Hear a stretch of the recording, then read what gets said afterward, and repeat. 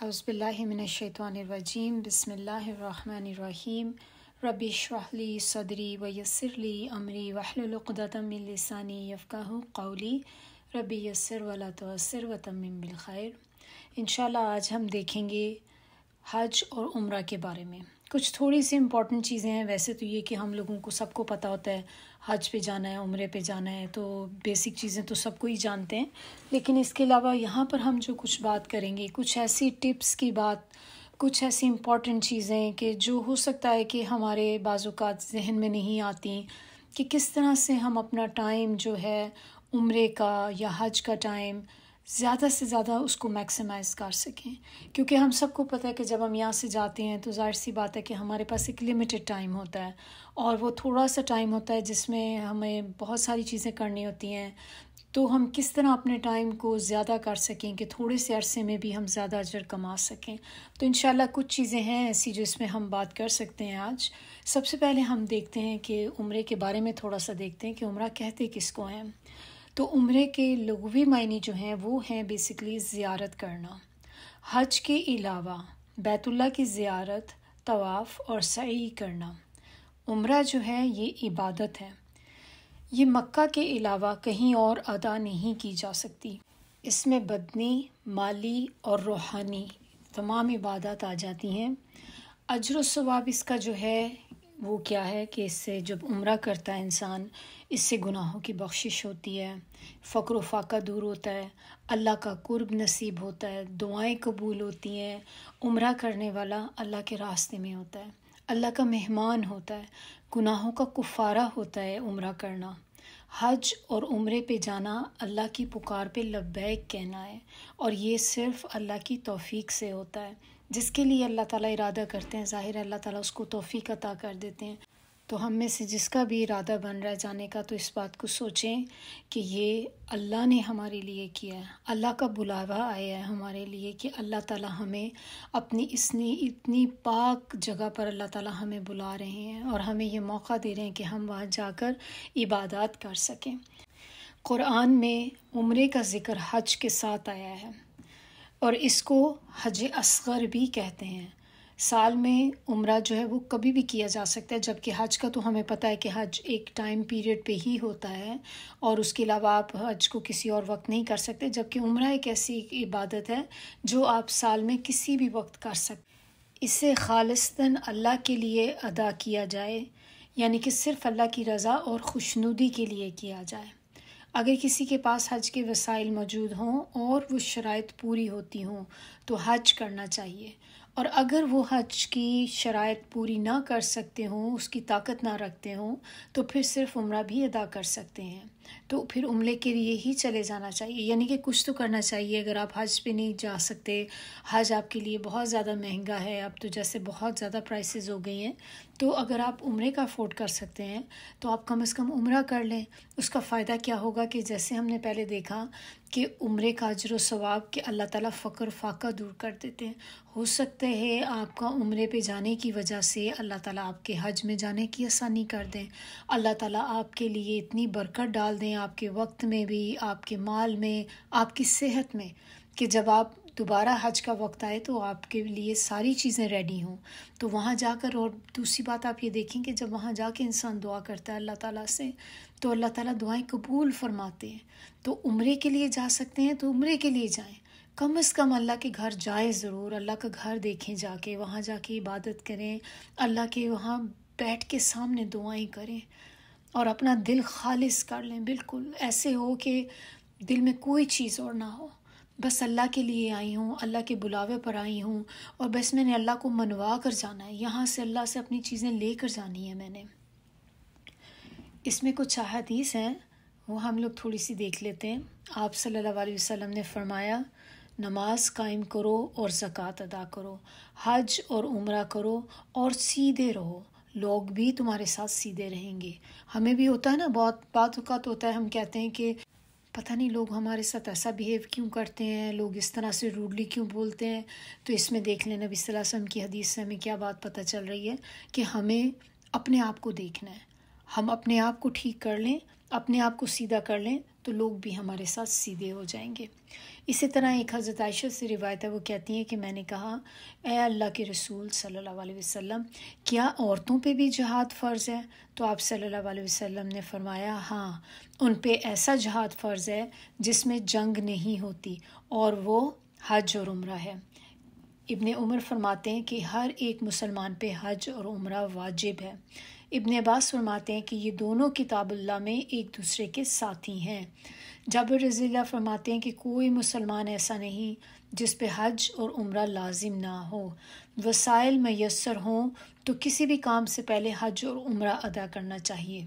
ہمیں سے زیادہ تر لوگوں کی کوشش یہ ہوتی ہے کہ جیسے ہی ہمیں تھوڑا سا موقع ملتا ہے، تھوڑے سے پیسے جمع ہوتے ہیں، تھوڑا ٹائم ملتا ہے، تو ہم کہتے ہیں چلو ویکیشن پہ چلتے ہیں، فلاں جگہ چلتے ہیں، دوسری جگہ چلتے ہیں، ایسی جگہ چلتے ہیں۔ ہم نے پوری لسٹ بنائی ہوئی ہوتی ہے۔ تو اگر آپ کے پاس پیسے ہیں، آپ کے پاس ٹائم ہے، تو سب سے پہلی پرائرٹی جو ہے ہمیں عمرے کو دینی چاہیے کہ ہم کوشش کریں کہ ہم عمرہ ادا کریں۔ آپ صلی اللہ علیہ وسلم نے حج تمتع کو پسند فرمایا۔ حج تمتع کون سا ہوتا ہے کہ جس میں حج پلس عمرہ ساتھ ہوتا ہے، یہ دونوں۔ کسی اور سے بھی عمرہ کروایا جا سکتا ہے اگر آپ میں یا کسی میں خود عمرہ کرنے کی طاقت نہ ہو، جس کو کیا کہتے ہیں، جس کو عمرہ بدل کہتے ہیں۔ اسی طرح حج بدل بھی ہوتا ہے۔ تو ایسی بیماری اگر کسی کو ہو جائے کہ جس میں اب اس کو لگے کہ وہ نہیں جا سکتا، یا شاید کبھی ٹھیک ہونے کے چانسز نہ ہوں، کیونکہ بعض اوقات بیماری اور یا بڑھاپا اٹسیلف بھی ایک بیماری ہوتی ہے کہ بڑھاپا ایسا آ گیا کہ صحت بالکل اب اجازت نہیں دیتی کہ آپ حج پہ جا سکیں، تو پھر ایسی صورت میں کسی سے حج کروا لینا چاہیے کہ پھر آپ اس کا خرچہ اٹھاتے ہیں، آپ اس کو خرچہ دیتے ہیں جانے کا، اور وہ پھر وہاں آپ کی جگہ جا کر حج یا عمرہ ادا کر دیتے ہیں۔ اور یہ کیسے، اس کی ہمیں دلیل کہاں سے ملتی ہے؟ صحیح مسلم کی ہے کہ آپ صلی اللہ علیہ وسلم سے کسی صحابی نے پوچھا کہ میں اپنے باپ کی طرف سے حج عمرہ ادا کر سکتا ہوں کیونکہ وہ بہت ضعیف ہیں اور وہ کر نہیں سکتے۔ تو انہوں نے نبی صلی اللہ علیہ وسلم سے پھر اس بارے میں پوچھا کہ کیا میں ان کی جگہ کر سکتا ہوں حج؟ تو نبی صلی اللہ علیہ وسلم نے کہا کہ آپ حج بدل کر سکتے ہیں، اور کہا کہ ساتھ عمرہ بدل بھی کرنا۔ تو اس سے پھر ہمیں پتہ چلتا ہے کہ حج بدل اور عمرہ بدل بھی کرنا۔ آپ صلی اللہ علیہ وسلم نے فرمایا ایک عمرہ دوسرے عمرے تک ہونے والے گناہوں کا کفارہ ہوتا ہے۔ پے در پہ عمرہ فقر، فاقہ اور محتاجی دور کرنے کا ذریعہ ہے۔ پھر آپ صلی اللہ علیہ وسلم نے فرمایا پے در پہ حج عمرہ کرو، بے شک یہ دونوں فقر اور گناہوں کو اس طرح دور کر دیتے ہیں جس طرح بھٹی لوہے کے میل کچیل کو ختم کر دیتی ہے۔ آپ صلی اللہ علیہ وسلم نے فرمایا حج اور عمرے کی ادائیگی بار بار کرتے رہو کیونکہ یہ فقر و فاقہ اور گناہوں کو دور کرتا ہے۔ یہ تو کچھ باتیں ہو گئیں جو ہم عمرے کے بارے میں دیکھ رہے تھے۔ اب ہم دیکھتے ہیں کہ عمرے کا مقصد کیا ہے۔ تو عمرے کا جو مقصد ہونا چاہیے، ایسا نہیں ہے کہ آپ نے بس دیکھا دیکھی سب لوگ عمرہ کر رہے ہیں، ہم نے بھی عمرے پہ جانا ہے۔ ہمیں اس کا پتہ ہونا چاہیے کہ اگر میں عمرے پہ جا رہی ہوں تو میرا مقصد کیا ہے، میں نے اچیو کیا کرنا ہے وہاں جا کے۔ تو اس کا مقصد تقوی حاصل کرنا ہے اور کثرت سے اللہ کا ذکر کرنا ہے۔ یہ دو چیزیں بہت امپورٹنٹ ہیں کہ اللہ کا ڈر انسان کے اندر آئے، اللہ کی خشیت دل میں آئے، اور یہ دو کام ہم نے کرنے ہیں۔ اب نیت کر کے جانی ہے کہ عمرے پہ جا رہے ہیں تو اللہ تعالیٰ ہمیں بھی متقیوں میں شامل کر دے، اور زیادہ سے زیادہ اللہ کی عبادت کرنی ہے۔ عمرہ ایک ایسی عبادت ہے، یہ تب تک ایکسیپٹ نہیں ہوگی، آپ بے شک جتنا مرضی پیسہ لگا لیں، یہاں سے چلے بھی جائیں، جب تک کہ دو کنڈیشنز نہ ہوں۔ اور وہ دو کنڈیشنز کیا ہیں؟ ایک تو یہ کہ انسان کے اندر اخلاص ہو کہ وہ صرف اور صرف اللہ کے لیے کر رہے ہیں۔ ایسا نہیں کہ آپ کسی کو دکھانے کے لیے کر رہے ہیں کہ میں، سب لوگ چونکہ عمرے پہ جاتے ہیں تو میں بھی جا رہی ہوں تاکہ سب کو پتہ چلے کہ دیکھو میں عمرے پہ جا رہی ہوں۔ اور پھر جب کیا ہوتا ہے کہ ہم لوگ جاتے بھی ہیں تو وہاں جا کے بھی شو آف کرنے لگ جاتے ہیں۔ کبھی ہم اپنے سوشل میڈیا پہ اس کو اپڈیٹ کر رہے ہوتے ہیں، تصویریں کھینچ کھینچ کے آپ ڈال رہے ہیں، عمرہ کرتے ہوئے کھینچ رہے ہیں، طواف کرتے ہوئے کھینچ رہے ہیں۔ اب آپ خود سوچیں کہ جب ہم اگر اس طرح کے کاموں میں پڑ جائیں گے کہ طواف کے دوران بھی ہم تصویریں کھینچ رہے ہیں، ہر جگہ ہمیں یہ پتہ ہے کہ میں اب انٹر ہونے لگی ہوں تو میں نے اپنی سیلفی کھینچ کے اپنا اسٹیٹس اپڈیٹ کرنا ہے، اور اندر جاتے وقت، پانی پیتے وقت کرنا ہے، یہ کرنا ہے۔ تو آپ دیکھیں کہ آپ کا مین فوکس تو یہی ہو گیا کہ میں کس طرح لوگوں کو یہ بتا دوں اب میں یہ کر رہی ہوں، اب میں یہ کر رہی ہوں۔ دیکھیں جس کے لیے آپ جا رہے ہیں نا، جس اللہ کے لیے جا رہے ہیں اس کو پتہ ہے، اس کو تو بتانے کی ضرورت ہی نہیں ہے۔ اور یہ کام آپ واپس آ کے بھی کر سکتے ہیں۔ جب اگر آپ حج یا عمرے پہ جا رہے ہیں تو اس عبادت کو خالص رہنے دیں اللہ کے لیے۔ جتنی خالص ہو کر آپ اس کو کریں گے، جتنے اخلاص کے ساتھ کریں گے، اتنے قبولیت کے چانسز زیادہ ہیں۔ کیونکہ اگر ہمارے اخلاص میں کہیں پہ بھی کمی ہو گئی تو آپ دیکھ لیں کہ اتنی ساری محنت ہماری کی کرائی ضائع ہو جائے گی۔ اتنا پیسہ آپ کا، اتنا جانے کے جو ایفرٹس تھے، یہ نہ ہو کہ وہ سلفیوں کے پیچھے لگ کے تو وہ سارے کے سارا اجر ہی ختم ہو گیا۔ تو اس کو خالص اللہ کے لیے رہنے دیں۔ وہاں جا کر تھوڑی دیر ہمیں اپنی اس چیز کو سائڈ پہ رکھ دینا چاہیے کہ کوئی بات نہیں، یہاں پہ میں آئی ہوں، لوگوں کو کوئی ضرورت نہیں جاننے کی میں کہاں آئی ہوں۔ جس کو جاننے کی ضرورت ہے وہ آلریڈی جانتا ہے کہ میں کہاں آئی ہوں۔ تو ایک چیز تو یہ کہ ہمیں اپنے اندر اخلاص پیدا کرنا ہے۔ دوسری چیز ہمیں کیا دیکھنی ہے کہ ہم جو عمرہ کر رہے ہیں وہ سنت سے بھی ثابت ہو، کہ جو کام آپ وہاں جا کے کریں گے وہ ہوں جو نبی صلی اللہ علیہ وسلم نے کیے ہیں، تبھی آپ کو پھر وہ عمرے کا اجر بھی ملے گا۔ اور نبی صلی اللہ علیہ وسلم تو ہمارے لیے سب سے بڑی مثال ہیں، رول ماڈل ہیں ہمارے لیے۔ تو ہمیں اس چیز کو دیکھنا ہے کہ جانے سے پہلے اپنے آپ کو پریپیئر کرنا ہے، اپنی تیاری کر کے جائیں، پڑھ کے جائیں، پتہ ہو آپ کو پراپر کہ عمرے میں کیا چیزیں جو ہیں ممنوع ہیں، کون سی چیزیں ایسی ہیں جو ہم کر سکتے ہیں۔ کیونکہ یہ نہ ہو کہ ہم جائیں اور کچھ غلط کر کے آ جائیں، کیونکہ ہمارے پاس اتنا موقع تو ہوتا نہیں ہے، بار بار تو ہم سے جایا نہیں جاتا کہ ہم ہر دوسرے دن چلے جائیں، کیونکہ جانے میں بھی کافی ٹائم لگتا ہے۔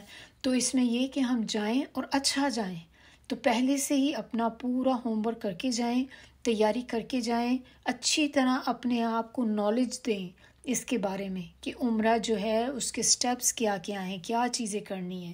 تو اب ہم دیکھتے ہیں کہ عمرہ واجب ہونے کی بھی کچھ شرائط ہیں۔ وہ کیا شرائط ہیں؟ سب سے پہلی چیز کیا ہے کہ مسلمان ہونا بہت ضروری ہے، مسلمان ہی عمرہ کر سکتا ہے۔ دوسری چیز عاقل ہونا ضروری ہے۔ تھرڈ، بالغ ہو، یعنی کہ پیوبرٹی میں بھی ہو، پیوبرٹی ہو چکی ہو۔ اور چوتھا اس میں کیا ہے کہ وہ ایک آزاد ہو، غلام نہ ہو۔ 5 چیز اس کے اندر کیا ہے کہ اس کے پاس اتنے مینز ہوں، یعنی کہ سورسز ہوں، اس کے پاس صاحب استطاعت ہو۔ پھر عورتوں کے لیے 2 مزید شرائط ہیں اس میں، جو آدمیوں کے لیے نہیں، عورتوں کے لیے 2 اور ہیں۔ ایک تو یہ ہے کہ محرم ساتھ ہو، اور دوسری چیز حالت عدت میں نہ ہو۔ تو یہ 2 چیزیں عورتوں کے ساتھ ایکسٹرا ہیں۔ تو اس کے بارے میں ایک حدیث ہے، آپ صلی اللہ علیہ وسلم نے فرمایا کوئی مرد کسی عورت کے ساتھ خلوت اختیار نہ کرے، اور کوئی عورت اس وقت تک سفر نہ کرے جب تک اس کے ساتھ اس کا محرم نہ ہو۔ تو چاہے آپ حج یا عمرے کے لیے بھی جا رہے ہیں تو آپ یہ ذہن میں رکھیں کہ آپ کے ساتھ محرم کا ہونا ضروری ہے۔ اب بے شک بہت سے ایسے آ چکے ہیں کہ عورتیں اکیلے بھی ٹریول کر سکتی ہیں، عورتیں اکیلے بھی حج عمرے پہ جا سکتی ہیں، خالی عورتوں کا گروپ بھی جا سکتا ہے۔ تو اس میں آپ دیکھیں کہ ہمیں کیا دیکھنا ہے کہ نبی صلی اللہ علیہ وسلم کی احادیث اس بارے میں کیا کہتی ہیں، اللہ تعالیٰ کیا حکم دیتے ہیں، کیونکہ اللہ کا ہر حکم جو ہے وہ ہمارے لیے اس میں کوئی نہ کوئی مصلحت ہے، اور ہماری ہی سیفٹی کے لیے اللہ تعالیٰ نے یہ ساری چیزیں ہمیں بتائی ہیں تاکہ ہمیں کوئی تکلیف نہ ہو آنے والے وقت میں۔ اچھا، اب ہم دیکھتے ہیں کہ عمرہ جو ہوتا ہے، عمرے کے اندر 4 چیزیں آتی ہیں، جیسے آپ کہہ لیں کہ 4 رکن کہہ لیں کہ عمرے کے جو ہم نے سٹیپس جو ہوتے ہیں کرنے ہوتے ہیں لازمی۔ نمبر 1 اس میں کیا ہے کہ احرام مسٹ ہے۔ پھر اس کے بعد دوسری چیز اس میں کیا ہے، کعبے کا طواف۔ تھرڈ چیز اس میں جو ہے وہ صفا اور مروہ، یہ جو 2 پہاڑیاں ہیں ان کے درمیان سعی کرنا۔ اور چوتھی چیز اس میں جو آتی ہے بالوں کی کٹنگ کرنا۔ تو بالوں کی کٹنگ کرنا یا سر کا شیو کرنا، آدمی تو ظاہر ہے آدمی لوگ یا تو شیو کریں گے یا وہ بال جو ہیں ٹرم کر لیں گے اپنے، لیکن عورتوں کے لیے کیا ہوتا ہے کہ جیسے 1 انچ کے برابر جو بال ہیں آپ نے وہ کٹ کر دینے نیچے سے۔ اب یہ ہمارے لیے بہت امپورٹنٹ چیز ہے کہ ہم حج عمرے پہ جانے سے پہلے اپنے آپ کو تیار کر کے جائیں، اپنے آپ کو ایجوکیٹ کریں، اس کے بارے میں جتنا نالج آپ لے سکتے ہیں وہ آپ لیں کہ کس طرح سے ہم پراپرلی عمرے کو ادا کر سکتے ہیں.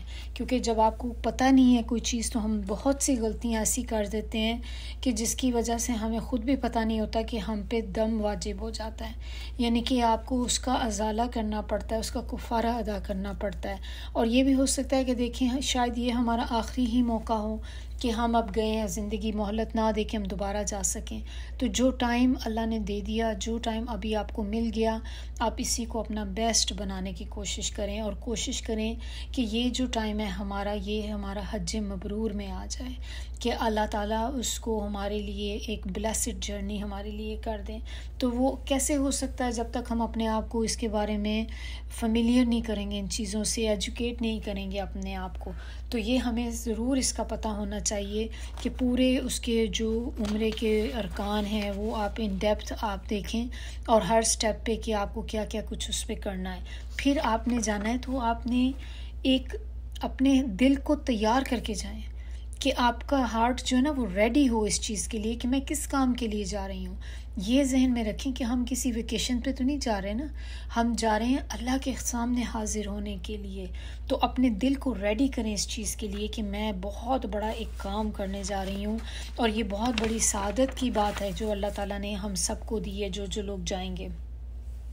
پھر اور ہمیں اپنے آپ کو اور بھی کچھ چیزیں ہیں کہ جیسے آپ نے کیا ہے کہ تھوڑا سا اپنے اندر صبر بھی پیدا کرنا ہے، کیونکہ وہاں جب آپ جائیں گے آپ دیکھیں گے کہ بہت زیادہ کراؤڈ ہوتا ہے، لوگ ہوتے ہیں. تو آپ نے اپنے آپ کو اس سے بادر نہ محسوس کریں، بس یہ سوچا کریں کہ دیکھیں جیسے میں ہوں اسی طرح یہ بھی وہاں پر آئے ہیں، اور ہم سب کا مقصد ایک ہی ہے کہ ہم سب اللہ کا قرب چاہتے ہیں، ہم سب اللہ کی رضا کی خاطر یہاں پر آئے ہیں اللہ کے گھر پہ، اور ہم سب اللہ کے مہمان ہیں، اور ہم سب ایک ہی جیسے اس لحاظ سے کہ دیکھیں احرام کی حالت میں سب ایک ہی جیسے لگ رہے ہوتے ہیں، ایک ہی جیسے کپڑوں میں ہوتے ہیں. تو اس وقت ہمیں بالکل بھی اپنے اندر ایسی چیز نہیں لے کے آنی چاہیے کہ آپ اس چیز میں کہیں سے ہمارے دل میں کوئی کراہت آئے کہ کتنا رش ہے، یہ ہے وہ، کمپلین نہیں کرنی چاہیے. پھر آپ دیکھیں یہ سوچیں کہ ہمارا جو وقت ہے یہاں پہ یہ بہت پریشس ہے، تھوڑا سا ٹائم ہے ہمارے پاس، ہارڈلی 8 سے 10 دن ہوتے ہیں، یا میکسیمم چلیں آپ کہہ لیں 2 ویکس ہو جائیں گے کسی کے پاس. تو لیکن جو بھی جتنا بھی ٹائم ہے اس کو اپنے وقت کو ضائع ہونے سے بچائیں. آپ دیکھیں کہ کیا کام ہے جو آپ اس کو زیادہ سے زیادہ اس میں کر سکتے ہیں. پھر آپ نے کوشش کرنی ہے کہ اس کے اندر ایسی چیز نہ کریں کوئی جو مسنون نہ ہو، جو بدعت نہ ہو، کوئی ایسی چیز جو خود ساختہ ہے، جو ہم نے بس لوگوں سے سنی ہوئی ہے اور وہ چیز ہم کر رہے ہیں، بلکہ اپنے آپ کو وہی بات آ جاتی کہ ایجوکیٹ کریں کہ کون سی چیز ہے جو نبی صلی اللہ علیہ وسلم نے کی تھی تو میں نے بھی وہی کرنی ہے. اور اسی طرح جب ہم جاتے ہیں تو ہمیں کیا کہنا ہوتا ہے؟ لبیک اللہم لبیک، لبیک لا شریک لک لبیک، ان الحمد والنعمت لک والملک لا شریک لک. اتنا خوبصورت ہے یہ کہ جب آپ پڑھتے ہیں نا تو وہ ویسے گوز بمپ سے ہونے شروع ہو جاتے ہیں. تو اس کو ہم نے صرف ایک رٹو طوطے کی طرح نہیں پڑھنا، اس کو ہم نے پڑھنا ہے تو اس کو سمجھ کے پڑھنا ہے، غور کر کے پڑھنا ہے کہ اس میں اللہ کو کیا کہہ رہی ہوں. تو اس میں آپ کیا کہہ رہے ہیں کہ او اللہ آئی ایم ہیئر، اللہ میں یہاں ہوں، here to serve you, here to obey you, here to submit my life, my wants, my desires only to you. I'm ready for change. Oh Allah, I love you and I worship no one but you. So forgive me and guide me.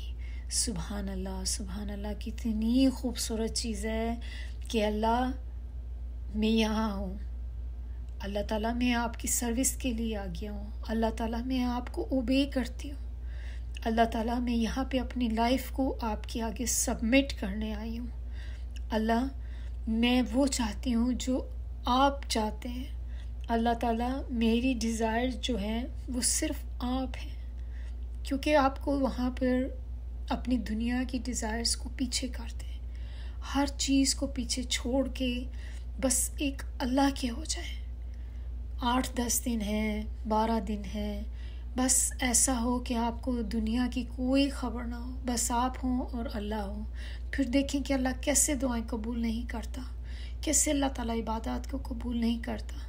जब इस तरह से जाके अल्लाह के आगे sir रगड़ेंगे, उसके आगे sir झुका देंगे, तो क्यों अल्लाह नहीं करेगा?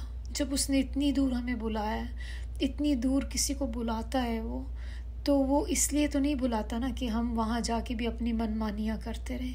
तो जब हम वहाँ जाते हैं और अल्लाह के आगे सरेंडर कर देते हैं, तो देखें कि अल्लाह को कितना अच्छा लगता होगा बंदे का सर झुकाना अल्लाह के आगे। तो इस चीज़ को जब भी आपने पढ़ना है ना, दिल के साथ पढ़ना है, सोच समझ के पढ़ना है कि मैं क्या कह रही हूँ अल्लाह ताला से। नबी सल्लल्लाहु अलैहि वसल्लम ने फरमाया कि हज मबरूर जो होता है ना, इसका कोई रिवार्ड नहीं है अदर देन जन्नत। सही बुखारी की हदीस है। और एक दफ़ा पूछा किसी ने कि नबी सल्लल्लाहु अलैहि वसल्लम से कि या रसूलल्लाह, व्हाट मेक्स हज मबरूर? हज मबरूर क्या होता है, कैसे होता है हज मबरूर? तो नबी सल्लल्लाहु अलैहि वसल्लम ने क्या कहा? लोगों को खाना खिलाओ और सलाम आम करो, यानी कि ज़्यादा से ज़्यादा लोगों को सलाम करें। ये 2 चीज़ें आप कर लें तो इससे जो होता है हज मबरूर हो जाता है। कितने आसान काम है, देखें क्या मुश्किल है। कोशिश अब हमने करनी है कि जब वहाँ पे जाने का मौका मिले तो ज़्यादा से ज़्यादा लोगों को सलाम करें। ये तो आपके ऐसे ही कह लें कि ये मुफ्त के पॉइंट हैं जो आपको मिलेंगे, मुफ्त का अजर। जहाँ जहाँ से गुज़रते जा रहे हैं सलाम करते जाएं। और दूसरा, जितना मुमकिन हो सके खाना खिलाएं लोगों को वहाँ पे। जो भी चीज़ आप कर सकते हैं। कुछ नहीं मिलता तो आप कोई एक कैंडी किसी को दे दें, इस तरह कोई कैंडीज़ का बैग ले जाएं साथ में, अपने पास रखी थोड़ी सी, 1-1 2-2 कैंडीज़ निकाल के, बच्चे होते हैं वहाँ पे या दूसरी औरतों को जो भी हैं दे दी। क्योंकि बाज़-औक़ात होता है लोग वहाँ पे आ जाते हैं, बैठे हुए होते हैं काफ़ी देर से, और फिर उनकी हिम्मत नहीं होती कि अब वो दोबारा बाहर कोई खाने के लिए जाएं, कोई चीज़ लें, फिर दोबारा अंदर आएँ। तो वो जब एक दफ़ा बैठ जाते हैं तो फिर उन्हें होता है अच्छा अगली नमाज़ पढ़ के ही जाएंगे, और ज़ाहिर है इस दौरान भूख प्यास भी लगती है। तो अगर आप ऐसी कोई चीज़ साथ एक्स्ट्रा रख के ले जाएंगे, कोई जैसे ग्रेनोला बार्स होती हैं, कोई छोटी सी कोई भी चीज़ आप ऐसी रख लें, स्नैक टाइप कोई चीज़ कि आपने उस वक़्त आपने किसी को दे दी, आपको नहीं पता किसी को कितनी भूख लगी हुई है, और आपके वो देने से उसकी जो थोड़ा सा भी उसकी भूख में कमी होगी, कितना अजर आपको इस चीज़ का मिलेगा। तो ये चीज़ें हमने भी जहन में रखनी है कि खाना खिलाना और ज़्यादा से ज़्यादा सलाम करना। तो अगर हम चाहते हैं ना कि हमारा हज या उम्रा कबूल हो जाए, तो हमें क्या करना है? हमें लोगों के साथ अच्छा बिहेवियर करना है, लोगों के साथ जनरस होना है, काइंड होना है लोगों के साथ, अपना अच्छा इखलाक शो करना है। क्योंकि हम इतनी ब्लेसिड जगह पे जा रहे हैं कि जहाँ पे देखें नबी सल्लल्लाहु अलैहि वसल्लम की मस्जिद है, नबी सल्लल्लाहु अलैहि वसल्लम है, फिर उधर अल्लाह ताला का घर है। दोनों ही जगह इतनी ब्लेसिड हैं कि जब हम वहाँ जाएं तो जाकर अपना बेस्ट पार्ट शो करें। ऐसे ही अपने आप को सोचें कि जब हम किसी बहुत बड़ी जगह पे जाते हैं, जैसे वो आपको पता है कि वहाँ पे कोई प्रेसिडेंट आ रहा है या बहुत इलीट क्लास लोग आ रहे हैं, तो हमारा बिहेवियर कैसा होता है वहाँ जाके? हम अपना बेस्ट पार्ट जो होता है वो शो करते हैं। ऐसा तो नहीं होता कि उनके सामने जाके आप अपनी उसी तरह फजूलियात में लगे हुए हैं, अजीब तरीके से बैठे भी हुए हैं, अपनी अपनी बातें कर रहे हैं, बल्कि आप तो अलर्ट होके बैठते हैं कि ये तो जिस तरह के लोगों में मैं बैठी हुई हूँ इस वक्त, इलीट क्लास है ये, तो ये मुझे भी अपना एक अच्छा इंप्रेशन शो करना है। तो जब आप अल्लाह के पास जा रहे हैं, अल्लाह से ऊपर तो कोई है ही नहीं कि जो हमें अपना इखलाक, अपना ये सब कुछ जो दिखाने की है, वो सबसे बढ़ के तो अल्लाह के आगे है कि अल्लाह है जो डिज़र्व करता है जिसको ये सारी चीज़ें दिखाई जाएं। और वो भी जब आप अल्लाह के घर में हो तो आप सोचें कि वहाँ पर फिर हमारा एटीट्यूड क्या होना चाहिए। तो वहाँ पर हम कुछ चीज़ें हैं जो क्या कर सकते हैं, ऐसे काम कि जिससे हमें भी हो जाए कि चलें हमारा भी हज उम्रा कबूल हो जाए। तो इसमें अपने आप को रेडी रखें कि ज़रा सी आपने किसी को देखी कि आपको लगा किसी को हेल्प की ज़रूरत है, आगे हो जाएं, एकदम से आगे हो के उसका वो काम कर दें। चाहे वो आपको किसी के लिए दरवाज़े ही पकड़ के क्यों ना खड़ा होना पड़े कि कोई गुज़रने लगा, आपने दरवाज़ा पकड़ लिया, ये आपने कर दिया। किसी का सामान उठा दिया आपने, कि आपने देखा है कोई बहुत एज्ड औरत है और उसके सामान उसने पकड़ा हुआ है, हैवी है, तो आप उठा लें, اس کا سامان اس سے پکڑ لیں، اس کو اسٹریٹ کراس کرا دیں، کسی کو بچے ہیں تو بچوں کے درمیان آپ نے بچوں کو کینڈیز وغیرہ دے دیں، پھر اسی طرح زمزم کی گلاسز دے دیے، اپنے لیے پینا ہے پانی آپ نے پیا زمزم کا، ساتھ ہی آپ کے آس پاس کوئی پوچھ لیا ان کو، کسی کو پانی پکڑا دیا، تو آپ کو دیکھیں بیٹھے بیٹھے ہی آپ کو اجر مل جائے گا۔ پھر ایک اس سے بھی اچھی سب سے سمپل چیز جو کیا ہے، جو ہم بڑی آسانی سے کر سکتے ہیں کہ اسمائل کر دیں، لوگوں کی طرف دیکھ کر اسمائل کریں، کہ جس کے ساتھ بھی آپ بیٹھے ہوئے ہیں اسمائل کریں ان کو، یہ بھی صدقہ ہے، کسی کی طرف مسکرا کے دیکھ دینا یہ بھی صدقہ ہے۔ اور پھر جن کو جانتے ہیں نہیں بھی جانتے سلام کریں ان کو، پھر اپنے کان آنکھیں کھلے رکھیں، اور ایسا ہو کہ بس آپ دیکھ رہے ہو کہ کوئی اپرچونٹی بس مجھے ملے اور میں فوری اس کو لپک کے پکڑ لوں، تاکہ کوئی خیر میرے ہاتھ سے نہ جائے۔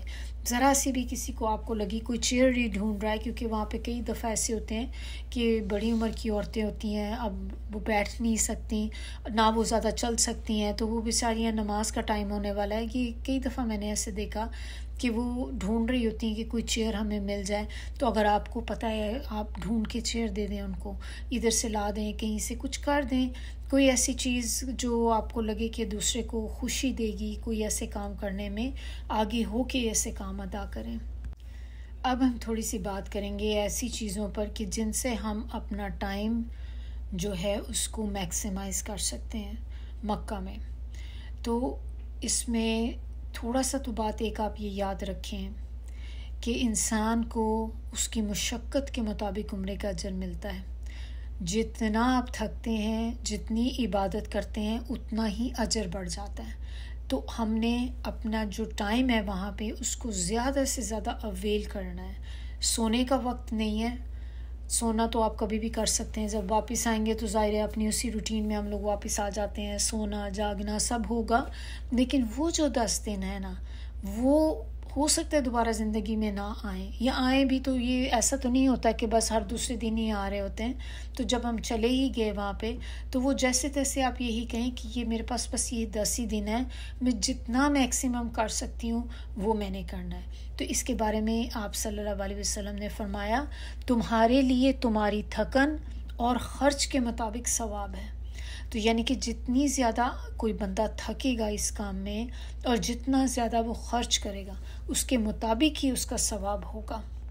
تو اب اگر جاتے وقت بھی ہمیں جیسے ہوتا ہے بعض اوقات کہ آپ کو پیکج بہت مہنگا مل گیا، ٹکٹ مہنگے مل گئے، تو اس کا بھی کمپلین مت کریں۔ آپ یہ سوچیں کہ بلکہ اب تو سوچ کے پھر خوشی محسوس ہوتی ہے اس طرح سے کہ اچھا چلو جتنا زیادہ اس کا مطلب ہم نے اس میں خرچ کیا ہے تو اتنا ہی زیادہ ہمیں اجر بھی ملے گا اس کا۔ اس پورے ٹرپ میں آپ کا جتنا زیادہ خرچہ ہوگا اور جتنی زیادہ تھکن ہوگی اتنا ہی آپ کو اجر ملے گا۔ اب یہ نہیں ہے کہ خرچے میں آپ نے جیسے اپنے لیے لگژری چیزیں کرنی شروع کر دیں، بلکہ آپ خرچ کی ایسے اس طرح سے کہ وہاں جا کر بھی لوگوں پہ خرچ کریں، اللہ کی راہ میں خرچ کریں، چیریٹی دیں زیادہ سے زیادہ، اس طرح کے کام کریں گے نا، جتنا زیادہ خرچہ ایسی چیزوں میں کریں گے اتنا زیادہ اجر ہوگا۔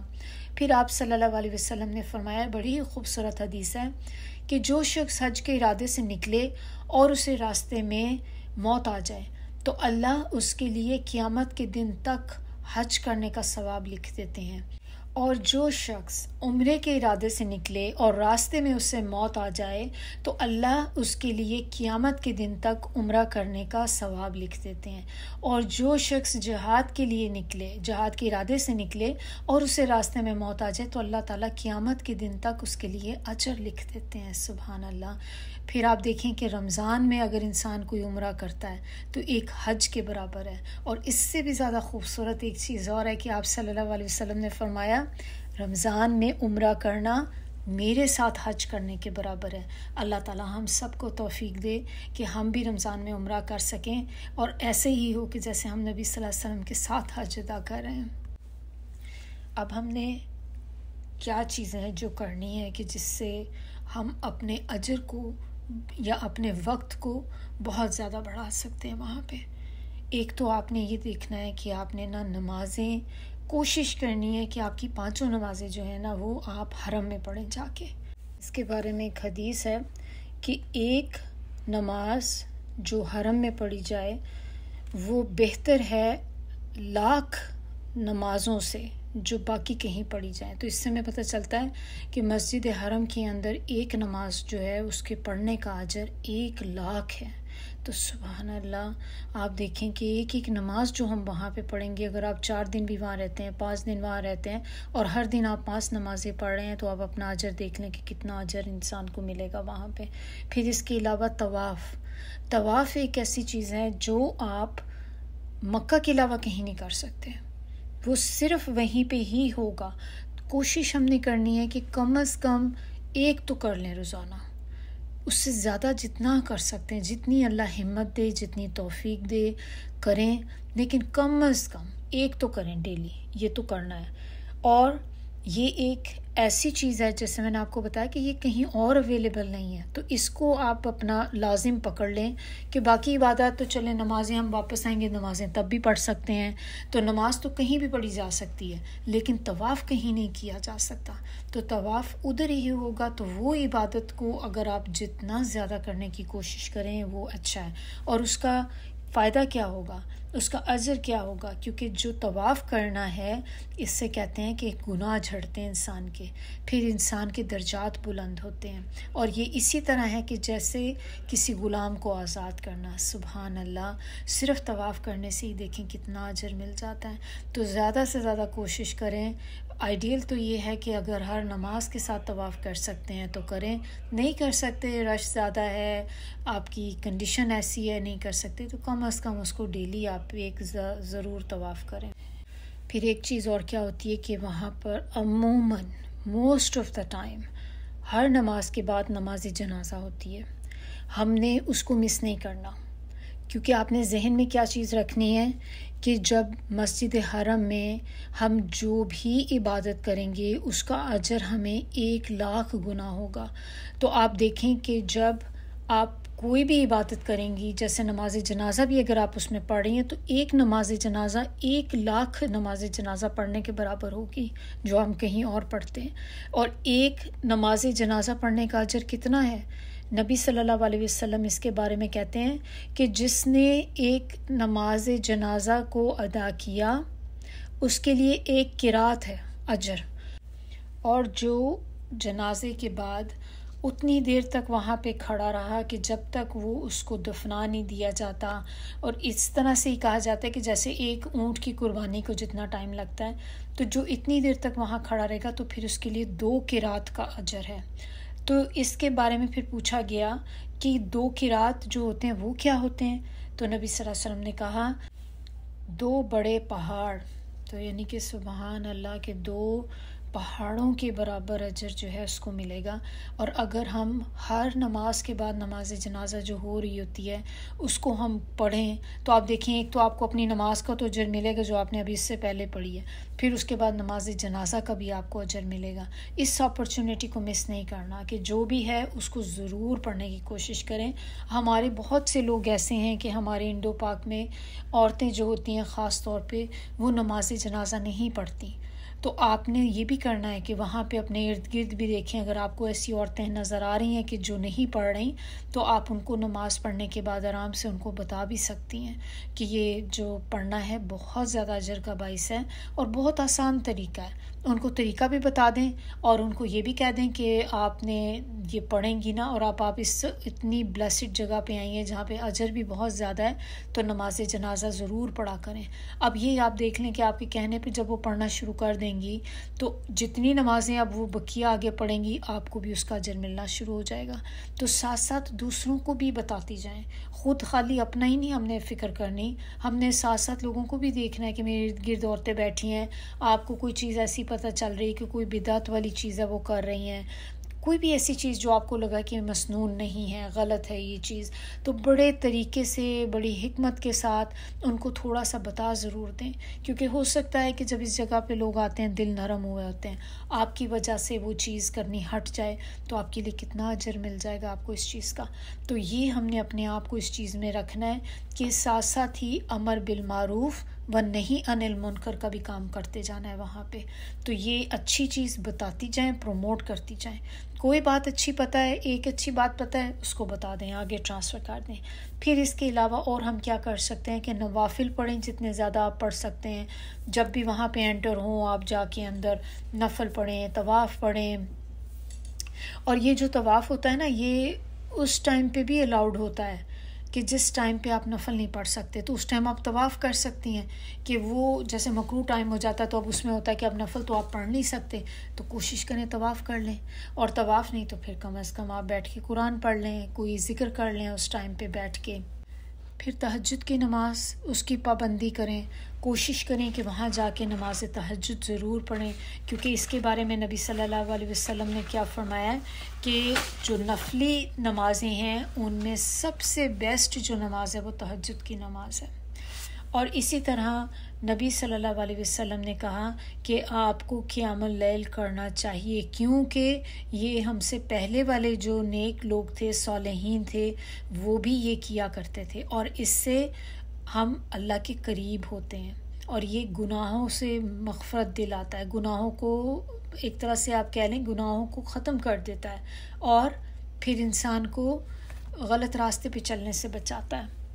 तो ये कोशिश करनी है कि वहाँ पे जाके तहज्जुद की नमाज़ भी ज़रूर पढ़ें। फिर एक और आप काम क्या कर सकते हैं कि जब भी आपने मस्जिद में आपने एंटर होना है तो आपने एंटर होते वक्त 2 नफल ज़रूर पढ़ें मस्जिद की नीयत के, जिसको क्या कहते हैं तहियतुल मस्जिद। तो जब भी आपने हरम के अंदर एंटर होने लगें आप 2 नफल वहाँ पर अदा कर दें तहियतुल मस्जिद के। तो प्रॉफेट सल्लल्लाहु अलैहि वसल्लम ने इसके बारे में कहा कि जब भी तुम में से कोई मस्जिद में दाखिल हो तो तब तक वो ना बैठे जब तक कि वो 2 नफल ना अदा कर दे। सही बुखारी और मुस्लिम की है। अब ये आप हर वक्त करेंगे जब भी आप मस्जिद में एंटर होंगे, सवाए जब आपका इरादा तवाफ़ करने का हो तो आप उसमें तवाफ़ करेंगे। और इसके बारे में एक हदीस है मैं बताती हूँ तो उससे आपको बात अच्छी तरह समझ आ जाएगी कि नबी सल्लल्लाहु अलैहि वसल्लम जब मक्का आए तो उन्होंने वज़ू किया, फिर उन्होंने काबे का तवाफ़ किया यानी कि 7 चक्कर उसके किए, फिर उसके बाद 2 रकात तवाफ़ के अदा किए। और ये जो 2 रकात उन्होंने पढ़ी थी ये रिप्लेस कर दिया इन्होंने उसको वो तहियतुल मस्जिद जो होते हैं। तो यानी कि ये जो 2 नफल बाद में पढ़ते हैं ना, ये एक तरह से रिप्लेसमेंट है तहियतुल मस्जिद की। तो जब आपने तवाफ़ का इरादा किया है तो फिर आप तहियतुल मस्जिद नहीं पढ़ेंगे बल्कि यही आप बस उसके तवाफ़ करेंगे और 2 नफल उसके बाद आप अदा करेंगे। फिर इसी तरह आपने जब वज़ू करना है, हर वज़ू करने के बाद तहियतुल वज़ू के 2 नफल ज़रूर पढ़ लें क्योंकि ये भी बहुत इम्पॉर्टेंट है। अब आप देखें कि कितनी छोटी छोटी चीज़ें हैं। आपने वज़ू किया 2 नफल पढ़ लिए, मस्जिद में एंटर हुई 2 नफल आपने पढ़ लिए, फिर इसी तरह आपने तवाफ़ कर लिया, उसके बाद 2 नफल आपने पढ़ लिए, तहज्जुद की नमाज़ पढ़ ली। फिर आप अगर मस्जिद में ही बैठे हुए हैं फ़जर के बाद तो कोशिश करें कि वहाँ पर आप शुरूक तक बैठे रहें। फ़जर के बाद शुरूक तक बैठें, उस वक़्त तक अल्लाह ताला का ज़िक्र करते रहें और आप फिर अपनी दुहा की नमाज़ पढ़ें। इसके बारे में अबू हुरैरा कहते हैं कि नबी सल्लल्लाहु अलैहि वसल्लम ने मुझे 3 चीज़ों की नसीहत की और जिसको उन्होंने कहा कि मैं जब तक ज़िंदा रहूँगा मैं कभी नहीं छोड़ूंगा। नंबर 1, हर महीने 3 रोज़े रखना, 13, 14 एंड 15। ये चाँद की तारीख़ों की बात हो रही है, जो चाँद के जो हम डेट्स देख के चलते हैं ना उसके मुताबिक, यानी कि इस्लामिक कैलेंडर में 13, 14 एंड 15 जिनको वाइट डेज़ भी कहा जाता है, ये 3 रोज़े रखना हर महीने। नंबर 2, दुहा की नमाज़ पढ़ना। नंबर 3 कि तब तक नहीं सोना जब तक कि आप वितर ना पढ़ लो। तो ये 3 चीज़ों की नसीहत नबी सल्लल्लाहु अलैहि वसल्लम ने अबू हुरैरा को की थी कि ये 3 काम नहीं छोड़ना। तो इंशाल्लाह ये हमने भी कोशिश करनी कि उनको कही थी तो फिर हम भी करेंगे कि हमें भी ज़ाहिर उन्हीं के थ्रू हमें भी चीज़ें पता चल रही हैं। फिर इसी तरह सलाते इशराक एक होती है, आपने सुना होगा कि ये डिफरेंट नाम है लेकिन ये होती एक ही नमाज है, जैसे आप बस टाइमिंग्स का फ़र्क है। तो जो नमाज तो आप फजर के बाद पढ़ते हैं जो सुबह نماز فجر پڑھ لی، پھر اس کے بعد جب شروع کا ٹائم ہوتا ہے، جس وقت آپ کو پتہ چلتا ہے کہ جس کو سن رائز کہتے ہیں، تو سن رائز کے ٹائم سے لے کر اس کے بعد 15 منٹ آپ ویٹ کریں گی اور پھر آپ نفل پڑھیں گی، اپنی نماز جو پڑھیں گی آگے، تو وہ اس کو اشراق کی نماز کہتے ہیں، لیکن عربک میں اس کو دوحا ہی کہتے ہیں۔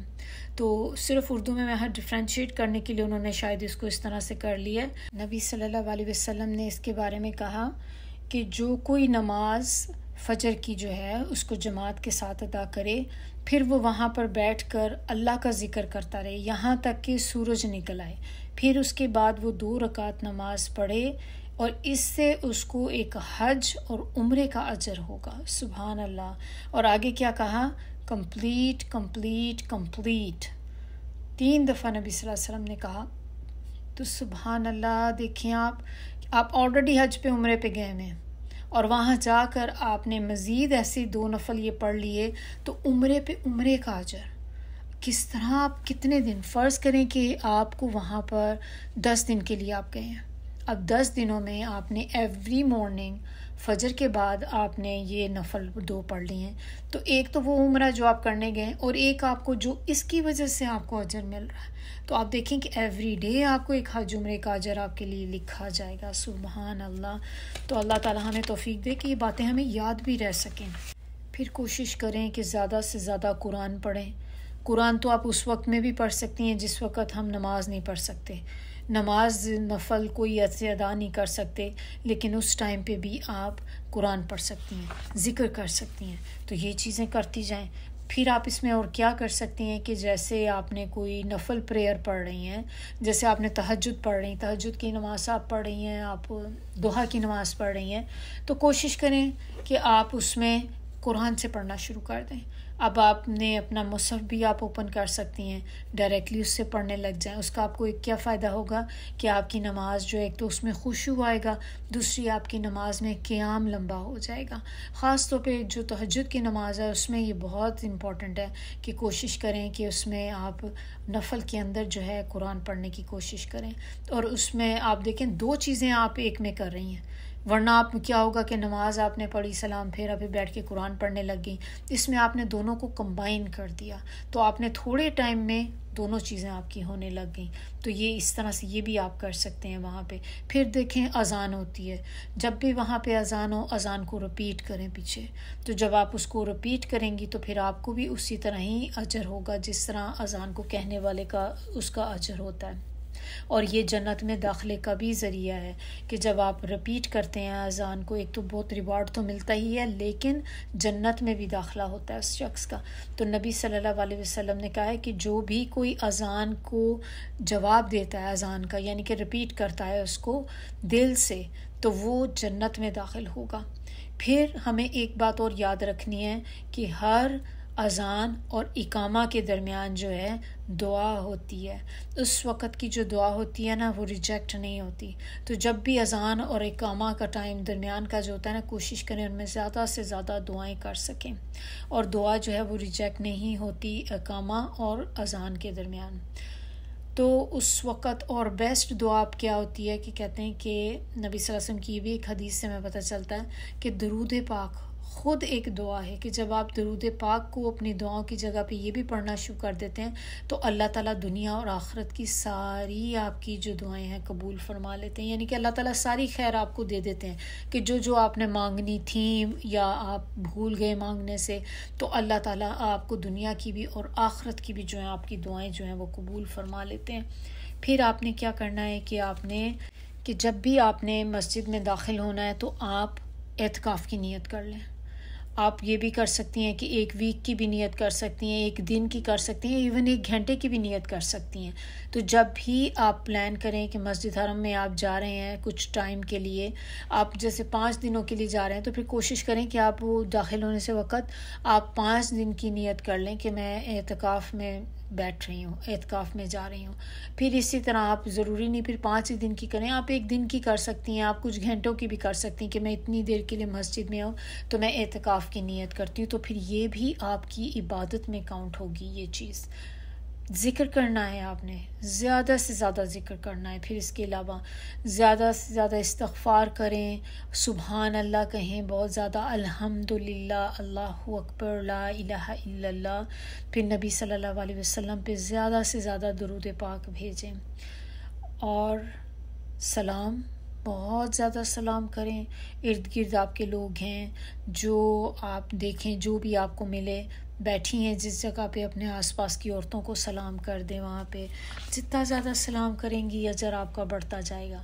اور نبی صلی اللہ علیہ وسلم کی حدیث ہے، انہوں نے کہا کہ تم تب تک جنت میں داخل نہیں ہوگے جب تک کہ تم بلیو نہ کرو، اور تم تب تک بلیو نہیں کرو گے کہ جب تک تم ایک دوسرے سے لو نہ کرو.